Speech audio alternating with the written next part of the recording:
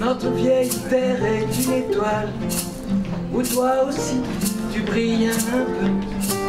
Je viens de chanter la balade des gens heureux. Une chanson française importée à Hong Kong. Gérard Lenormand en bonne compagnie, celle de deux chanteuses de cantopop, la musique populaire cantonaise.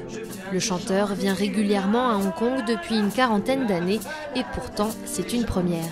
On essayait de communiquer avant de chanter, puis dès qu'on s'est mis à chanter, on s'est retrouvés. Là, on était sur un terrain évident, facile, de connaissance. Je vous dis, c'est ça la musique. Il n'y a pas de frontières en musique.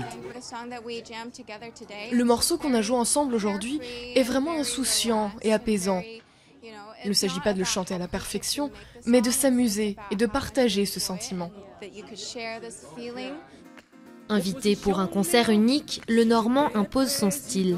Si j'étais président de la République. Un show à la française devant plusieurs centaines de personnes, en majorité des expatriés français, mais dans la foule.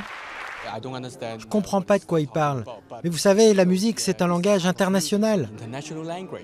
J'avais l'impression d'être en France.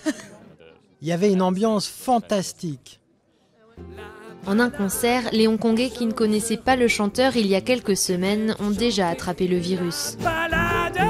La balade des gens heureux. Ce morceau, Gérard Lenormand l'a cherché pendant longtemps. Dans les années 70, il veut écrire une chanson joyeuse qui rassemble. Quand l'inspiration lui vient enfin, il appelle le parolier Pierre Delanoë. Je lui dis, c'est un truc qui s'appelle la balade des gens heureux. Il dit, ah bon? Je lui dis, par contre, j'imagine qu'il y a 350 titres qui s'appellent la balade des gens heureux. Je ne le connais pas. Et comme il était à la SACEM, je lui dis, tu veux pas vérifier? Il m'appelle 32 secondes après, il me dit, il n'y a pas un con qui y a pensé.